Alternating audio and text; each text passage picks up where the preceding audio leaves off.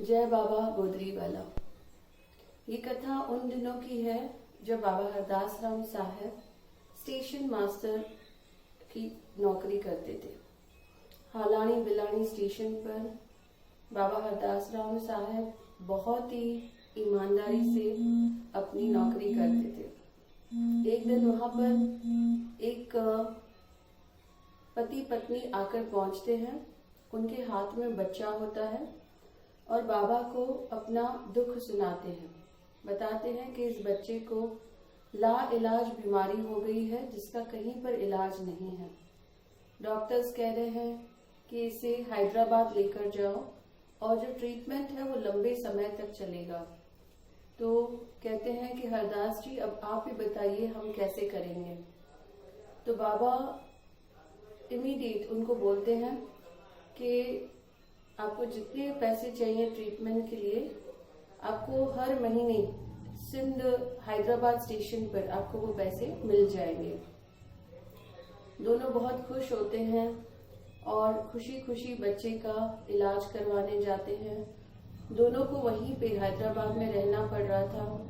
Hospital में बच्चे का इलाज चालू है और स्टेशन मास्टर हरदास राम जी हर महीने खुद हैदराबाद स्टेशन जाकर उनको पैसे देकर आ रहे हैं। एक दिन बाबा उनको कहते हैं कि अब मेरा ट्रांसफर होने वाला है तो मैं नहीं आ सकूंगा, पर इसी स्टेशन पर एक घनश्याम नाम के स्टेशन मास्टर है, वो आपको मेरी तरफ से पैसे दे देंगे। कुछ महीनों तक ऐसे चलता रहा। वो माता स्टेशन पर आती थी हैदराबाद स्टेशन पर और घनश्याम नाम के स्टेशन मास्टर उनको पैसे दे देते थे। उनके मन से बहुत दुआएं निकलती थी हरदास राम जी के लिए कि आज के जमाने में कौन अपनी कहे हुए बात को मानता है, कौन अपने सगों की कोई मदद नहीं करता है, अपने रिश्तेदारों की कोई मदद नहीं करता है, पर ये भला आदमी हमारी मदद कर रहा है और हमें इस स्टेशन पर आकर हैदराबाद स्टेशन तक हमें पैसे पहुंचा रहा है। अब जब उसका ट्रांसफर हो गया है तो वो किसी घनश्याम स्टेशन मास्टर के हाथ से हमें पैसे भेज रहा है। तो माता बहुत दुआएं देती थी हरदास राम जी को और एक दिन जब बच्चा बिल्कुल ठीक हो गया तो माता अचानक से उस स्टेशन पर पहुंची, हैदराबाद स्टेशन पर पहुंची और ये खुशखबरी बताने के लिए वो ढूंढ रही थी घनश्याम मास्टर को कि वो संदेशा पहुंचा देंगे हरदास राम मास्टर तक। अब होता यूं है कि वो हर महीने वो फिक्स डेट पर जाती थी, घनश्याम मास्टर उसको मिलते थे और उसे पैसे दे देते थे। आज वो अचानक गई थी उस स्टेशन पर, हैदराबाद स्टेशन पर, और घनश्याम मास्टर के लिए पूछ रही है कि ये स्टेशन मास्टर कहाँ है। तो उसे बहुत आश्चर्य होता है जब पूरे स्टेशन छान लेती है और उसे कहीं घनश्याम मास्टर नहीं मिलते हैं। वो ऑफिस में जाकर सबको पूछती है कि मुझे घनश्याम मास्टर कहाँ मिलेंगे, मुझे उन्हें खुशखबरी देना है, मेरा बच्चा ठीक हो गया है। तो वहां पे जितने भी कार्यकर्ता थे वो उन्हें बताते हैं कि इस स्टेशन पर कभी कोई घनश्याम नाम का मास्टर था ही नहीं। माता की आंखों से आंसू निकल आते हैं। वो बाहर निकलती है, एक नीचे बैठती है स्टेशन पर और आंखें बंद करके हरदास राम जी को विजुलाइज करती है और उन्हें दिल से दुआएं देती है। कहती है कि हरदास, वो तुम ही थे घनश्याम के रूप में, जो मास्टर था, जो मुझे पैसे आकर देता था हर महीने, वो खुद तुम ही थे। तुम रूप बदल कर मुझ तक पैसे पहुंचाते रहे और मैं तुम्हें पहचान नहीं सकी। तुम बहुत ही ईश्वर के रूप में, तुम ईश्वर के अवतार हो, ईश्वर के रूप में एक धर्मात्मा हो, एक महापुरुष हो, और मैं तुम्हें दुआएं देती हूँ कि तुम्हारा नाम तब तक रहेगा जब तक ये धरती सूरज चांद रहेंगे। तो इस तरह बाबा किसी का दुख सहन नहीं कर सकते थे और जितना हो सके वो सबको मदद करते थे। अलग अलग रूप में जाकर बाबा सबकी मदद करते थे। उस समय बाबा की उम्र लगभग 19-20 बरस रहेगी, पर फिर भी उनके मन में इतनी दया भावना थी।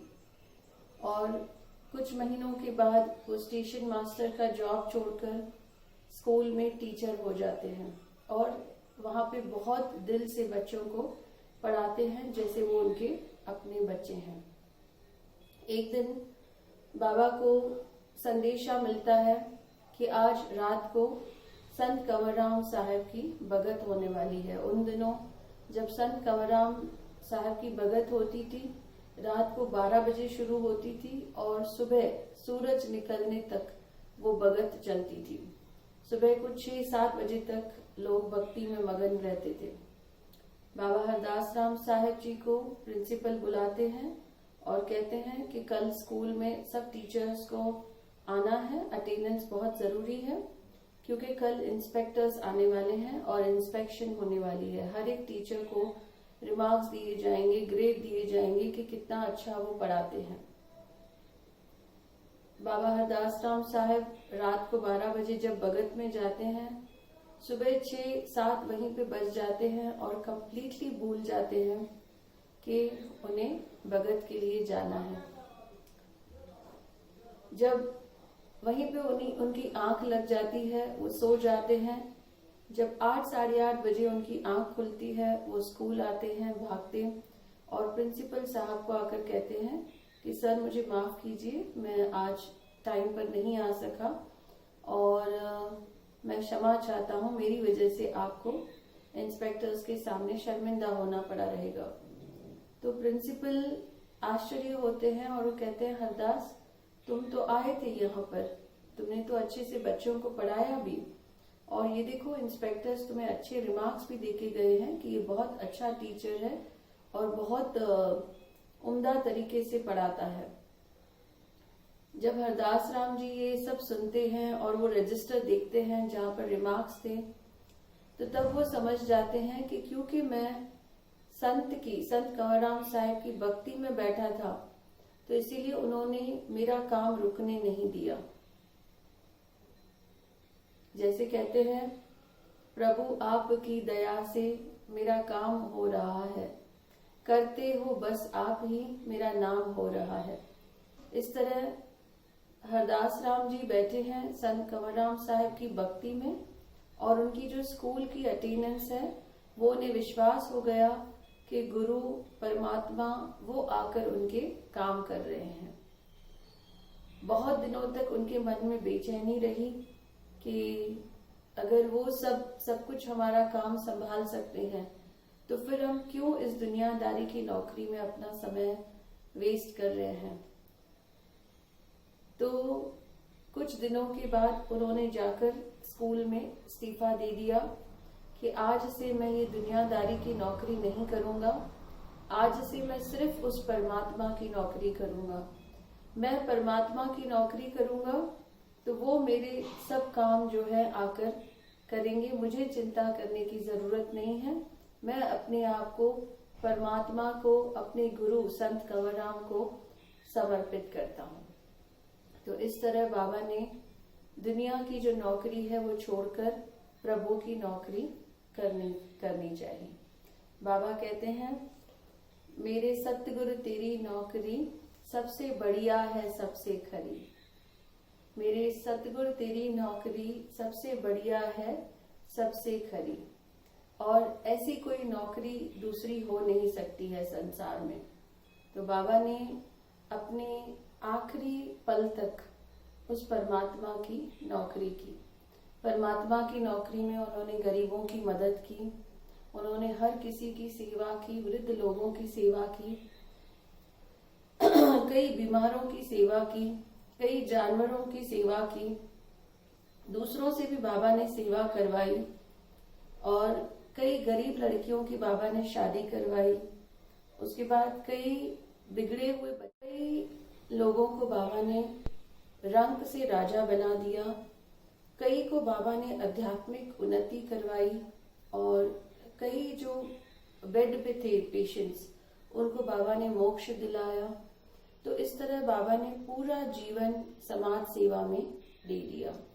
उन्हें जो भी मिलता था इस सेवा में से वो वापस वो प्रभु के नाम पर जनता की सेवा में वो सब पैसे लगा देते थे। इस तरह बाबा ने दिलो जान से सबके लिए बाबा ने बहुत कुछ किया। जय बाबा गोदरी वाला।